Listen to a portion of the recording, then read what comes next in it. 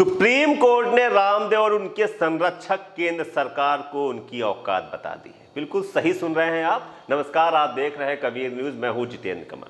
Supreme court का डंडा पड़ते ही पतंजलि के सीईओ रामदेव माफी वीर बन गए हैं। सुप्रीम कोर्ट ने रामदेव की उनकी औकात दिखाते हुए कहा है कि आप चाहे कितने ऊंचे हों, क्या आप कानून से ऊपर हैं?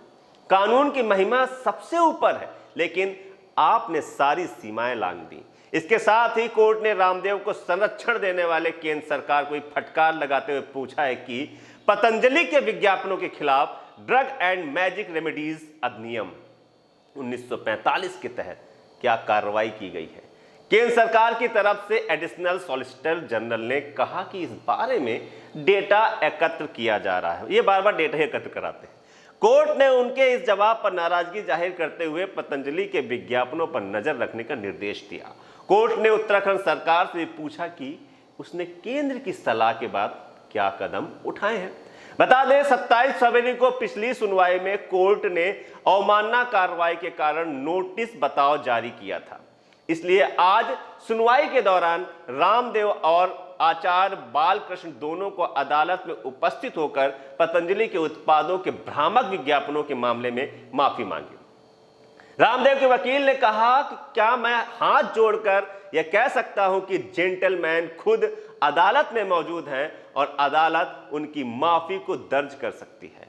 सुनवाई के दौरान रामदेव के वकील ने भ्रामक विज्ञापन को लेकर कहा कि हमारे मीडिया विभाग को सुप्रीम कोर्ट के आदेश की जानकारी नहीं थी, इसलिए ऐसा विज्ञापन चला गया। उनके इस बेशर्म और शातिर बहानेबाजी पर जस्टिस अमातुल्ला और जस्टिस हिमा कोहली के बेंच ने कहा कि यह मानना मुश्किल है कि आपको इसकी जानकारी नहीं थी।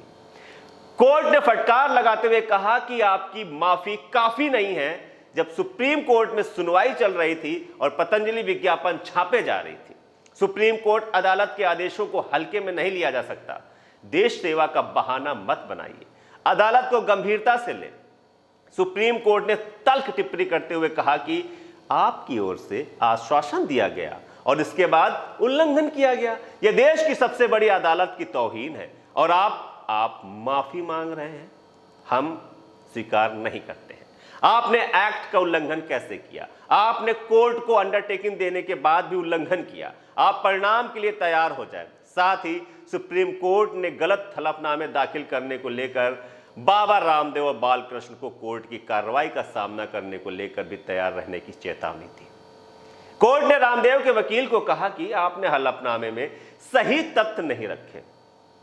अवमानना के खिलाफ कोर्ट में झूठा हलफनामा देने का केस भी चलाएंगे।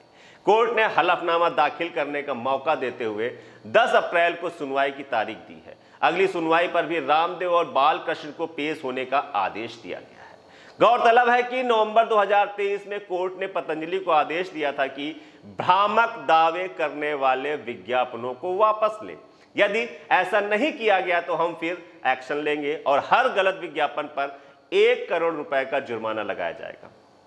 लेकिन कोर्ट के उस सख्त आदेश के बावजूद मोदी सरकार से अपनी करीबी संबंधों के घमंड के चलते रामदेव ने कोर्ट के आदेश को ठेंगा दिखाते हुए उन भ्रामक विज्ञापनों को दिखाना जारी रखा।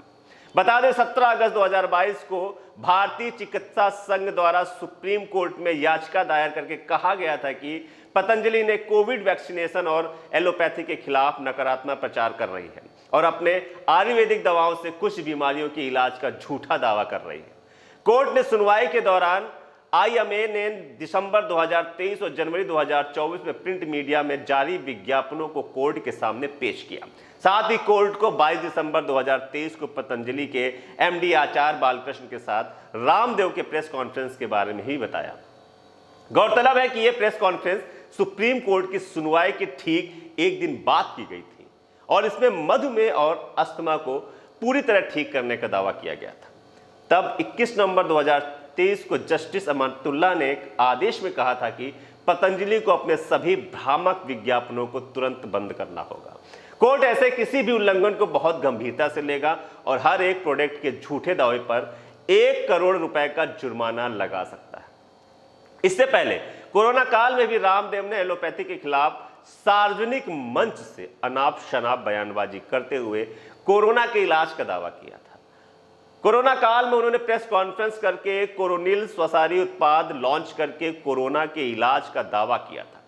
उस दौरान मंच पर तत्कालीन केंद्रीय स्वास्थ्य मंत्री डॉक्टर हर्षवर्धन मौजूद थे। पतंजलि उत्पादों और योग से कैंसर, एड्स और होमोसेक्सुअलिटी को ठीक करने के दावे करके भी रामदेव विवादों में रहे हैं। साल 2015 में पतंजलि ने इंस्टेंट टाटा नूडल्स लॉन्च करने से पहले food safety and regulatory authority of India से लाइसेंस नहीं लेने और नियम तोड़ने के लिए पतंजलि को लीगल नोटिस भेजा गया था। इसी साल कैंटीन स्टोर डिपार्टमेंटल ने पतंजलि आंवला जूस को पीने के लिए अनफिट बताकर स्टोर से हटा दिया था। इसी साल हरिद्वार में लोगों ने पतंजलि घी में भी फंगस और अशुद्धि मिलने की शिकायत की थी। साल 2018 में food safety and regulatory authority of India ने पतंजलि के उत्पाद गिलोय घनवटी पर 1 महीने आगे की डेट लिखने के लिए फटकार लगाई थी। तो ये थी कहानी रामदेव और उसके काले बाजार की, जो भ्रामक दावे के साथ लगातार सफेद किया जा रहा है। ऐसी और खबरों को दिखाऊंगा, बने रहे कबीर न्यूज के साथ। नमस्कार।